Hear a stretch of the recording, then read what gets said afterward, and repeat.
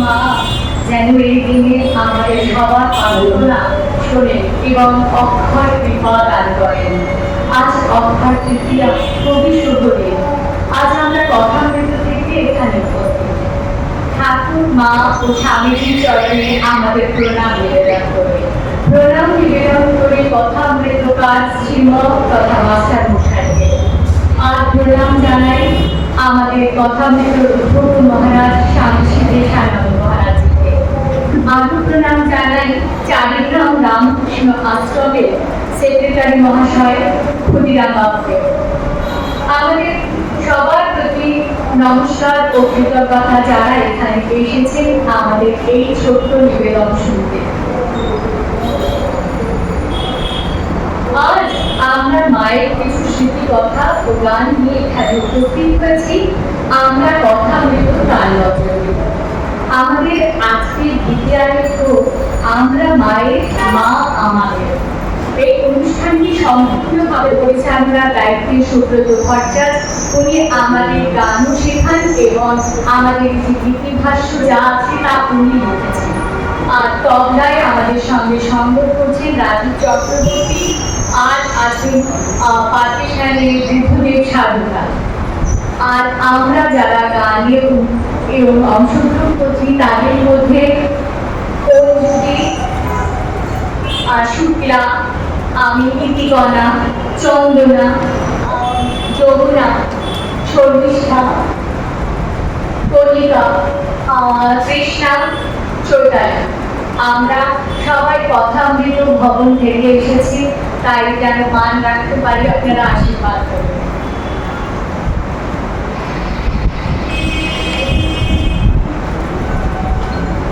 চণ্ডীতে আছে भगवती देवी साहित्यापी पुलो पुलो संभूत पुरते भूत जगत परिपालय।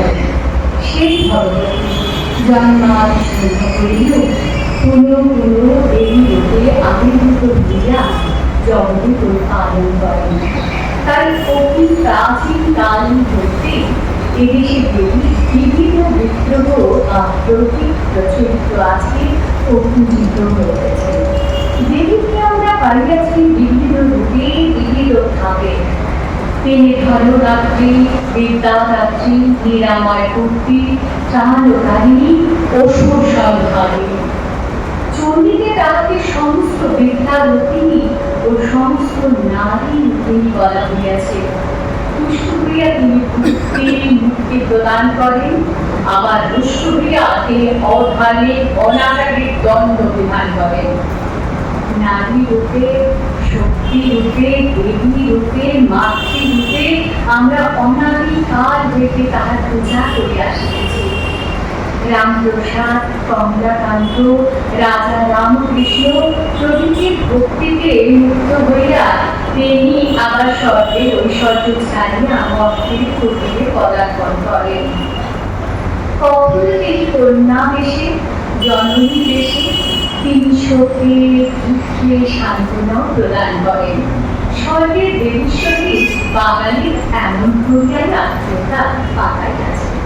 কিন্তু দেবী তো দেবী থাকিয়া গেলেন, মানুষের মতো মানুষের শরীরে কখনো বিদ্রোহ পরিগ্রহ করলেন না। শ্রী শ্রী মায়ের জীবনে আমরা দেবীর সেই অবতারণী আদি চরম পরিণত দেখতে পাই। দেবী এখানে সাক্ষাৎ সচলা, রক্ত মাংসের দেহ বিশিষ্টা।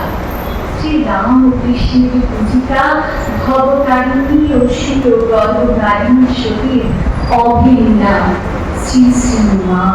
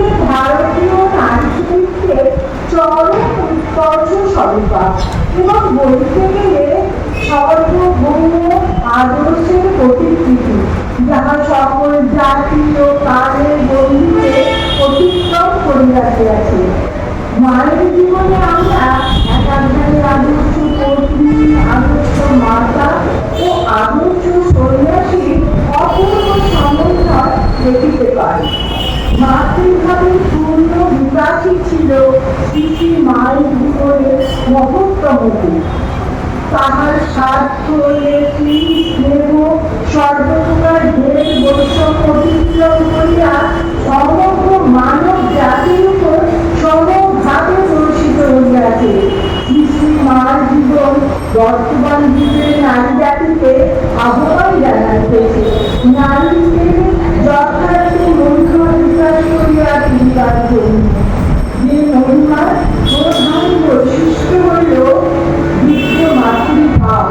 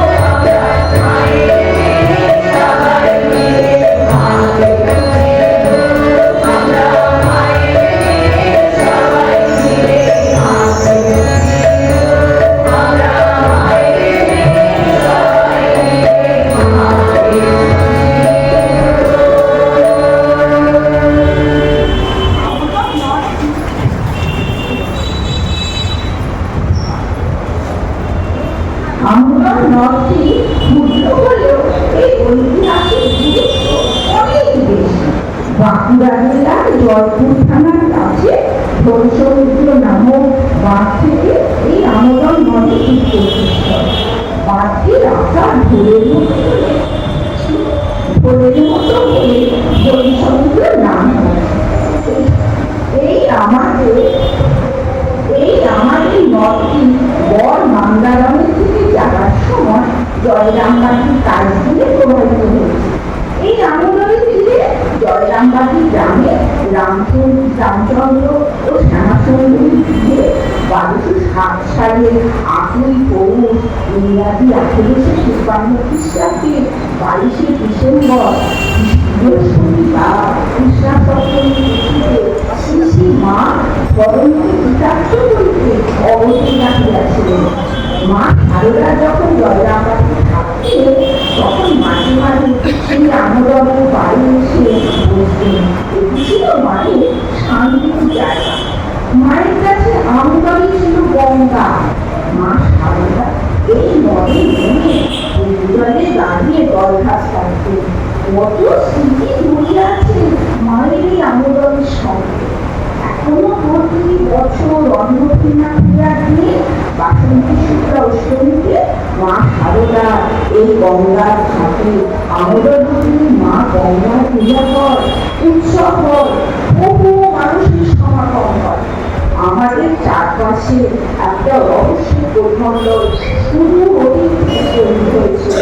কালে কালে সেসব অনেকটাই নষ্ট হয়ে গেলেও শিশু মা সেখানে তার কত বাল্যলীলা রেখে গেছে, তার চিহ্ন আমাদের হৃদয়ে আঁকা হয়েছে।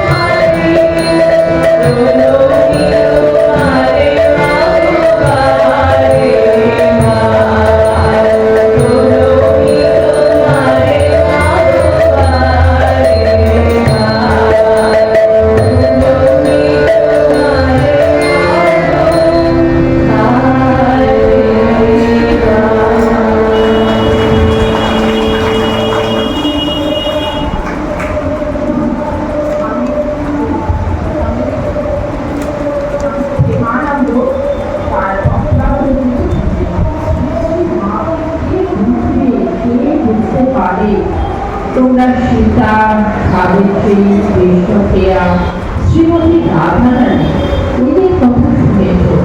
মাঝে এসে কত উঠে উঠে বসে আছে, ঐশ্বর্যের লেশ মাত্র নেই। ঠাকুরের বড় দুর্গার ঐশ্বর্য ছিল, তার ভাব শুনে হতো, কিন্তু মা দুর্গার ঐশ্বর্য পর্যন্ত দেখত। কত লোক ছুটে আসছে, যে দুই সূর্যেরা হজম করতে পারছে না, সব মায়ের নিকট চালা দিচ্ছে। মা সব করে তুলে দিচ্ছে। অনন্ত শক্তি, অপার করুণা, স্বয়ং ঠাকুরকেও এটি করতে দেখি। তিনি কত বাজিয়ে বাছাই করে লক্ষ্য, আর মা সকলকে আশ্রয় দিয়েছে। রাজরাজেশ্বরী সাত করে কাঙালি সেজে ফল লেগেছে, বাসন মাজছে, চাল ঢালছে, এমনকি ভক্ত ছেলেদের ইঁঠো পর্যন্ত পরিষ্কার করেছে। অসীম ধৈর্য, অপরিসীম করুণা, সর্বোপরি সম্পূর্ণ অভিমান রাখিয়েছে।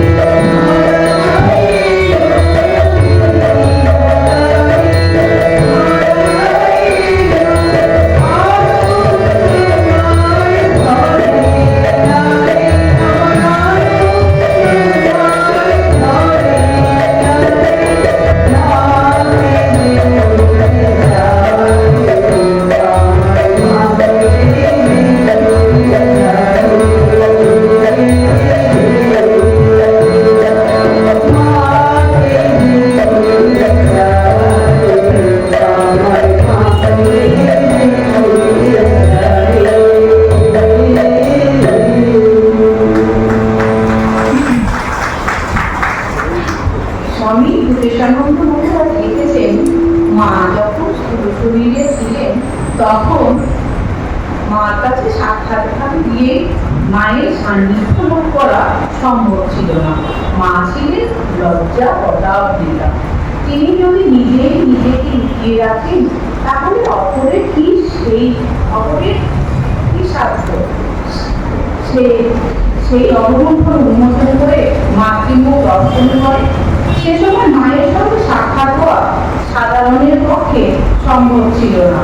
মায়ের ছবি বাজারে কোথাও বিক্রি হতো না। যদি কারোর দরকার হতো নিতান্ত ঘনিষ্ঠ কোনো ভক্তের মাধ্যমে চেষ্টা করে হয়তো একখানি তিনি সংগ্রহ করতে পারতেন, এবং এ কথাও তাকে সঙ্গে সঙ্গে বলে দেওয়া হতো, ওই ছবি কোথাও প্রকাশ্যে রাখা চলবে না। মাকে আমরা এতই লুকিয়ে রেখেছিলাম, এর কারণ মা যখন নিজেই লুকিয়ে থাকেন তখন কার সাধ্য তার অবগুণ্ঠন উন্মোচন করে? কিন্তু মা নিজে জানতেন কখন তার অবগুণ্ঠন উন্মোচন করবেন, কার কাছে করবেন। অন্য বিষয়ে তিনি খুব উদার, কিন্তু এ বিষয়ে একটু কৃপণই ছিলেন। সহজে নিজেকে কারো কাছে ধরা দিতেন না। তবে ক্রমশ মায়ের সাম্রাজ্য চারিদিকে যখন ছড়িয়ে পড়ল, মায়ের সন্তানেরা চারিদিক থেকে বলতে লাগলো, মা তোমার অবগুণ্ঠন উন্মোচন করো। যেমন উপনিষদে আছে, হিরণ্ময়েন পাত্রেণ সত্য স্বাপিহিতং মুখং তত্তং স্বর্ণ পাত্রেণ সত্য ধর্মায় নিশ্চয়ে।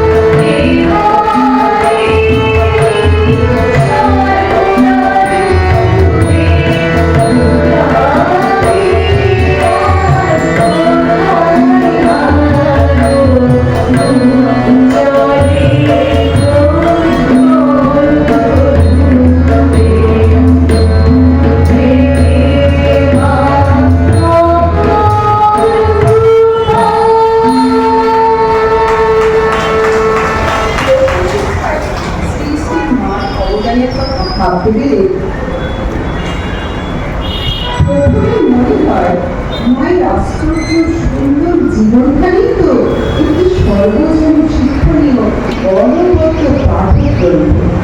বহু অধ্যায়ে বিভক্ত সবুজের আবরণে আবৃত বিস্ময়কর জীবন গ্রন্থখানি ছটফটে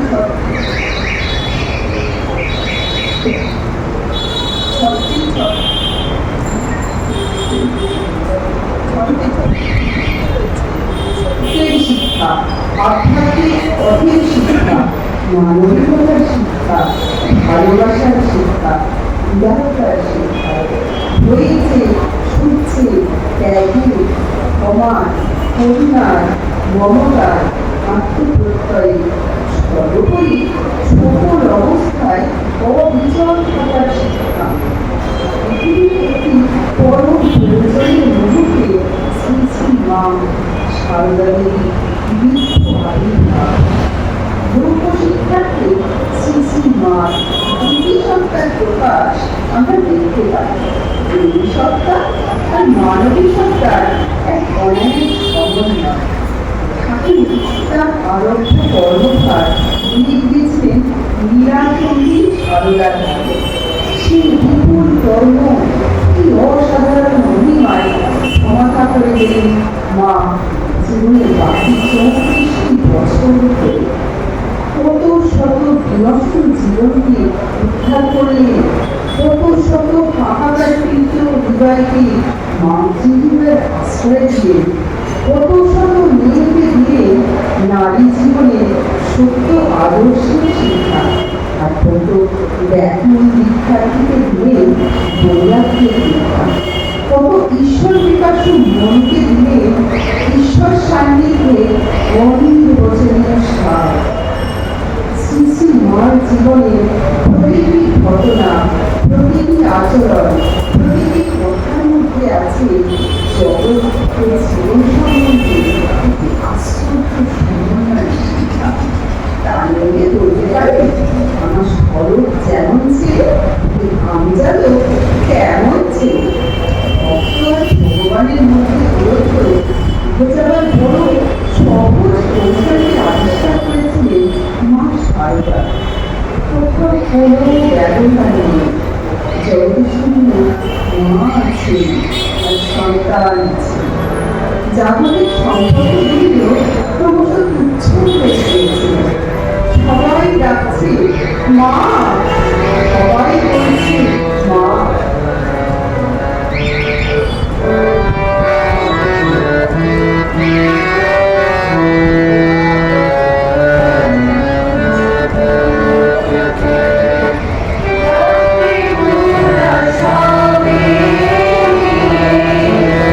প্রেমানন্দে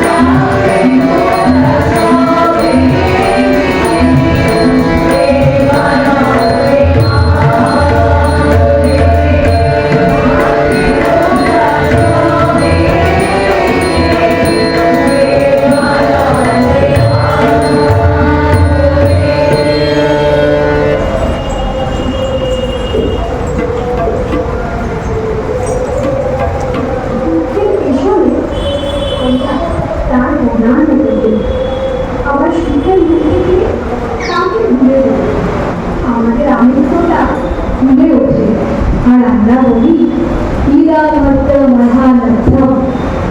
মা বলেছে খুঁটি ধরে ঘোরো, কখনো পড়বে না। খুঁটি ছাড়লেই ভবিষ্যৎ। যতক্ষণ তাকে বিশ্বাস, ততক্ষণ কোনো উদ্বেগ নেই। শরণাগত বিশ্বাসী কি কখনো ভাবে তার অদৃষ্টে কি আছে? সে জানে মা আছে, তিনি তার ভালোই করবেন। হে মহামায়ের, জগতের সর্ববিভৎসতা ও সর্ব সৌন্দর্যের খনি হলে তুমি। ধন্য রামকৃষ্ণ, দেখলেন তুমি বারান্দায় বসে আলবোলা টানছো, আবার তুমি পুরলক্ষ্মী পরমা সতী গঙ্গা স্নানে যাচ্ছ।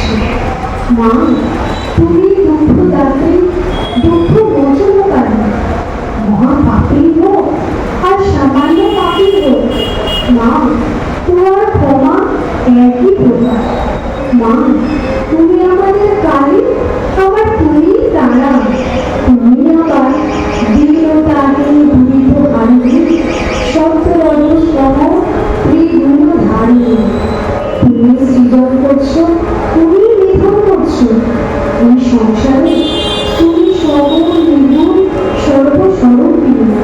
মাগো, আমরা যেন আমাদের মন মুখ এক করে তোমার পাদ পদে নিজেদের আত্মনিবেদন করতে পারি। মা, তোমার কৃপার মুকুট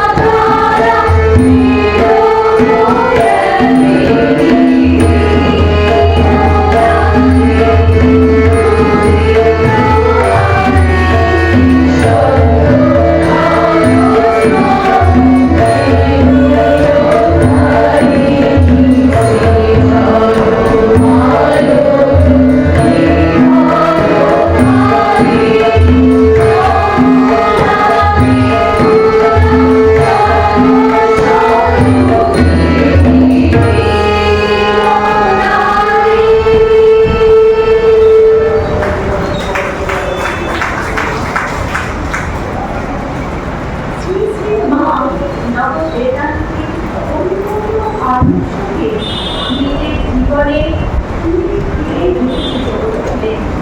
সৃষ্টি করেছিলেন তার অনেক জীবন তীর্থ। সেই তীর্থে অনেক ঘাট, কোনো ঘাটে দেবী, কোনো ঘাটে মানবী, আবার কোনো ঘাটে অবতার সঙ্গী, কিন্তু সর্বত্র তিনি অত্যন্ত বসিনি। আত্ম জিজ্ঞাসু অর্থাৎ বা মুমুক্ষু যে ঘাটে অবতরণ করে তীর্থলাভ গ্রহণ করুক, সে জানতে অজান্তে নব বেদান্ত সম্পৃক্ত যুগোপযোগী ভাবান্বিত গ্রহণ করেছে। শ্রী শ্রী মার অনন্য সাধারণ ব্যক্তিত্বের আচ্ছাদন আবরণটি তার অকৃত্রিম মাতৃত্ব সম্পন্ন, যার স্নিগ্ধ জাদু স্পর্শে মানুষ পেয়েছে মনোকষ্টে সান্ত্বনা, স্বপ্নয় অভয়, নির্ভরতার বিশ্বাস। শ্রী শ্রী মা এই জগতে এক মহাবিস্ময়, মহত্তম আদর্শ। ভগবান শ্রী রামকৃষ্ণই সঠিক জানতেন শ্রী শ্রী মার মহিমা। তাই কি ঠাকুর শ্রী শ্রী মা সম্পর্কে বলেছেন, ও সারদা সরস্বতী, জ্ঞান দিতে এসেছে। শ্রী শ্রী মাই ঈশ্বরের মাতৃত্বের শ্রেষ্ঠতম প্রতীক। তার মধ্যে যেটি পরিচর্য ভাব বিদ্যমান ছিল, তা তিনি অপূর্ণ রেখে মানবের মুক্তির অধিকতর প্রকাশ করে গেছেন। শ্রী শ্রী মার মহিমার সম্মুখে স্বয়ং ঠাকুর নবশীল, স্বামী বিবেকানন্দ, গিরিশচন্দ্র প্রমুখ ঠাকুরের শিষ্যগণ তার ব্যক্তিত্বের সম্মুখে সদা প্রণত। যার ভাব অনন্ত, যার ভাবনা অসীম, সেই ভগবতী শ্রী শ্রী মার কাছে আমাদের প্রার্থনা, মা আমরা তোমার দুয়ারের সামনে দাঁড়িয়ে আছি, দয়া করে তোমার দুয়ারটি খুলে দাও। আমরা যেন তোমার ভালোবাসা ও আশীর্বাদ থেকে বঞ্চিত না হই। আমাদের জীবন যেন অমৃতময় হয়, আমাদের জীবন যেন অভয়, পরম শান্তি ও পরিতৃপ্তি লাভ করে।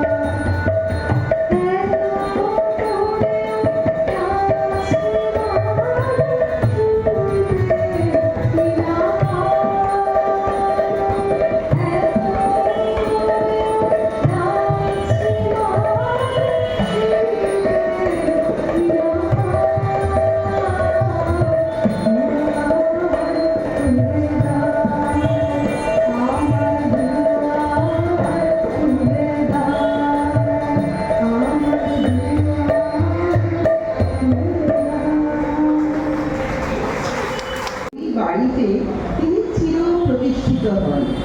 ইহা বর্তমানে নিকট কাশী বৃন্দাবনের ন্যায় এক মহাতীর্থে পরিণত হয়।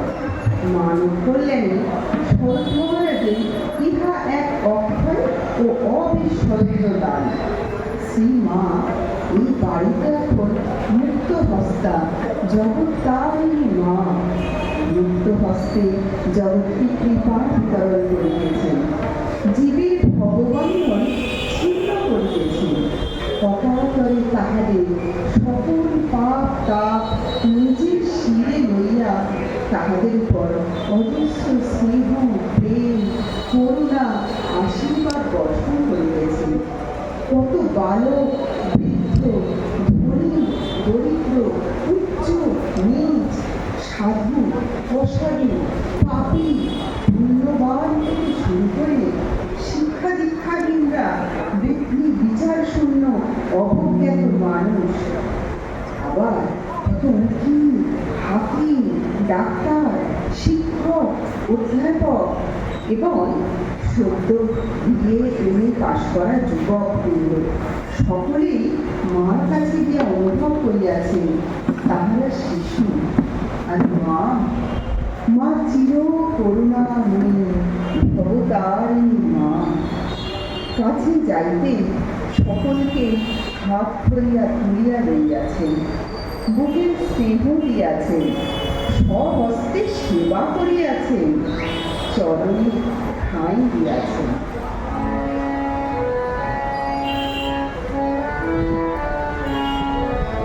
না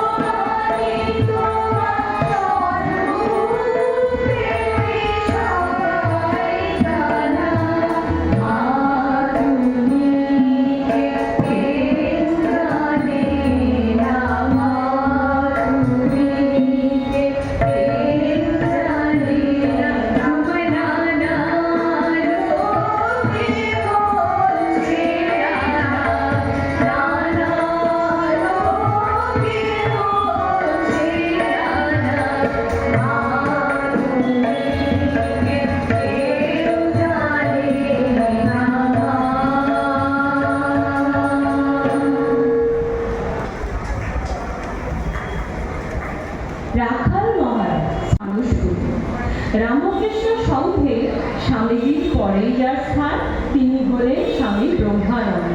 শ্রী রামকৃষ্ণ ও শ্রী শ্রী মাকে তিনি দেখতেন অভেদ দৃষ্টিতে। তিনি বলতেন, ঠাকুরের কৃপা পেতে হলে প্রথমে মাকে প্রসন্ন করতে হবে। শ্রী শ্রী মাকে দেখলেই ঠাকুরকে দেখা হবে। একবার শ্রীমা কাশীতে লক্ষ্মী নিবাসে আছেন, স্বামী ব্রহ্মানন্দজিও তখন কাশীতে আছেন।